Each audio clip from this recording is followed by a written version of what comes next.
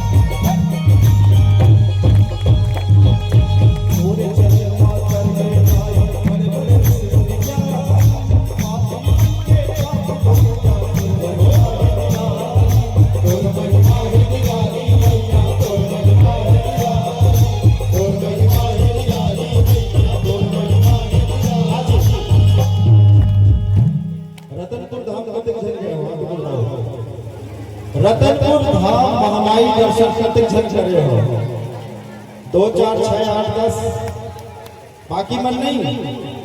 एक बार आप जरूर जाओ। आप लोग जानकारी देना चाहूँ कि महामाया मंदिर इकलौता पूरे विश्व में एक ऐसे मंदिर जहाँ सबसे ज्यादा मनोकामना ज्योति जलती है। क्या बात सुनियो जी, सबसे ज्यादा ज्योति कहाँ जलते? चंद्रपुर। हाँ थोड़ा जोर से खा पी के आओ। नहीं खा पी के आए हो? कहाँ ज्योति सबसे ज्यादा ज्योति कहाँ? बोल महामाया मैया की जय हो। शेरों वाली मैया की जय हो। आप लोग को थोड़ा सा बोल सच्चे दरबार की जय हो। ये बात